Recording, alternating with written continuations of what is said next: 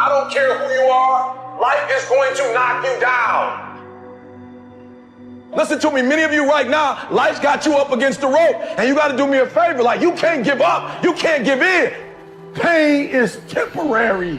Pain is your friend. Pain is going to take you to the next level.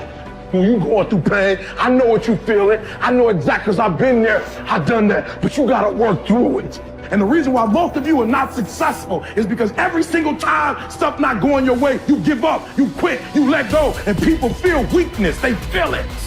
You can feel when somebody's not committed, when they're not all in, when they're not dedicated. And there's another level you get to when you go all in. Winners win and losers lose. There are going to be times that you're going to be wondering, why should I keep showing up and working my business? Why should I keep at it? Why should I keep showing up to the conventions? Why should I keep picking up the phones and making the phone calls? Why should I keep fighting for my goals and fighting for my dreams? And what I want to remind you is that you got to show up for your life regardless of the circumstances. You got to show up in spite of the naysayers. You got to show up in spite of the conversation going on in your mind. You got to show up for your life, because if you don't, nobody else will. If you want unreasonable results in your life, you've got to be willing to be unreasonable. Part of being unreasonable, you don't judge according to appearances.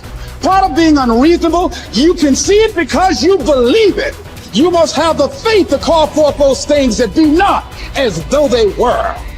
You've got to decide, I deserve this, and I'm going to have it. You've got to say yes to your life. You've got to say yes. Yes to my dreams. Yes to me. Yes, I can make it. Yes, I can. Doesn't matter how many failures I've made. Doesn't matter how many mistakes I've endured. Doesn't matter about my defeats. Doesn't matter about what I've done. Yes, yes. I don't care about the fact I'm in a hole now. Doesn't matter about where I am. The last chapter to my life has not been written yet. If you judge me now, you'll judge me prematurely. I'm still in the process of transforming my life. I'm still in the process of becoming. Yes. The brilliance of Thomas Edison was not in his mind. It was something much more ordinary and often much less respected. I've got no imagination, he once said. I never dream. I've created nothing. If you're someone who doesn't like Edison, you might think that this is Edison admitting to stealing his inventions from other, more brilliant inventors, like Nikola Tesla. Not quite, but he did readily concede that most of the credit belonged to something other than his brain. The genius hangs around his laboratory day and night, Edison said. If anything happens, he's there to catch it. If he wasn't, it might happen just the same.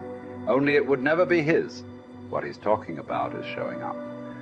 The incredible, underrated power of clocking in every day, putting your ass in the seat, and the luck this seems to inevitably produce. Edison lived in his laboratory and never missed a day. Like Gehrig, even when he was sick, when he was tired, or when visited by tragedy or disaster. The modern conveniences we can trace to his lab then owe far more to his body than his brain, to the compounding power of consistency rather than sheer brilliance. It wasn't about inspiration. It was about getting to work, show up and try.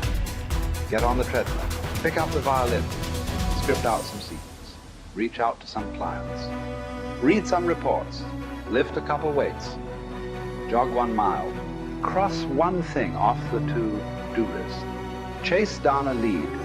It doesn't matter what it is.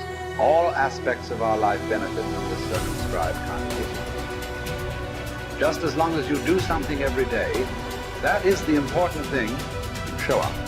When you're tired, when you don't have to, even if you have an excuse, even if you're busy, even if you won't get recognized for it, even if it's been kicking your ass lately, once something is done, you can build on it. Once you get started, momentum can grow. When you show up, you can get lucky. Is this still hard? Yes. But the good news is that because it's hard, most people don't do it. They don't show up. They can't even do one tiny thing a day. So yes, you're alone out there on the track in the rain. You're the only one responding on Christmas. But having the lead is, by definition, a little lonely. This is also why it's quiet in the morning. You have the opportunities all to yourself. Don't worry about setting any records. Just report for duty. No excuses. And here's the irony. This is also a way to break records.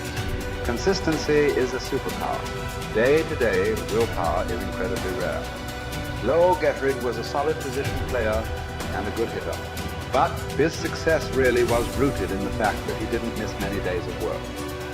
It's quite likely that had he continued at his normal pace and not been stricken with R's, that he would have put up career numbers that surpassed Babe Ruth. Gettrig wasn't just able to show up despite injuries and fatigue. He also had to push through ennui, doubt, and just plain not feeling it. He had slumps like we all do, but he also understood what they meant. As a minor leaguer, he had struggled at the plate and thought about quitting. The Yankees' owner sent down a scout to walk Gehrig through the very basic math of a batting average. A good hitter hits 300, and hitting 350 is terrific. Hitting 400 is almost unheard of. What does that translate to? Missing on 6 tries out of 10. A hitter can also go days, weeks without touching the ball. That's what the scout told him. The most important thing a young ball player can learn is that he can't be good every day. You don't have to always be amazing. You do always have to show up. What matters is sticking around for the next at bat. The ability to do that, coupled with the ability to endure what John Steinbeck called dogly days while writing East of Eden. Those days when everything seems out of whack, when you're just not feeling it, when the distractions won't stop, is the first step to greatness. Literally. You cannot be great without the self-discipline to do that. One thing a day adds up. Each day adds up. But the numbers are only interesting if they accumulate in large quantities.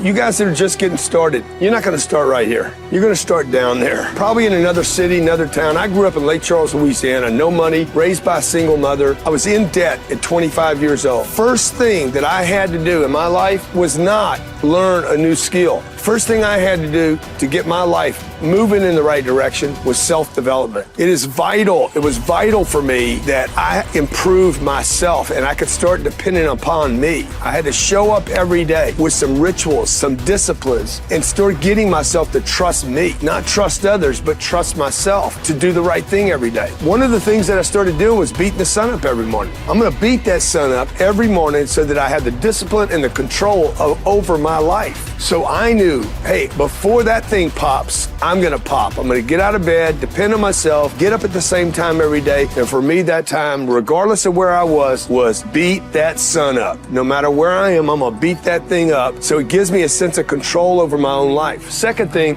I had to start cleaning up my life and my friends and my environment. When I was younger, between 15 and 25, I was doing crazy stuff in my life. Wasting my weekends. I have the saying, weekends are for the weak. I was drinking, fooling around with a bunch of bad things, bad people. At 25 years old, I cleaned it all up. Quit going to those places. Quit hanging out with people that did not have ethics and discipline in their life. I wanted to build something in my life. I wanted to become someone. And to do that, to become someone in the eyes of the world, just beating that sun up every morning gives me the sense of accomplishment that I did what I said I was going to do, that I woke up when I said I would wake up, and I start building respect for myself, start believing in myself so that I can go out into the world. And maybe today when I go into this meeting that I'm dressed for, they'll believe in me as much as I believe in me, and that'll show up in a contract, a deal, maybe even some money.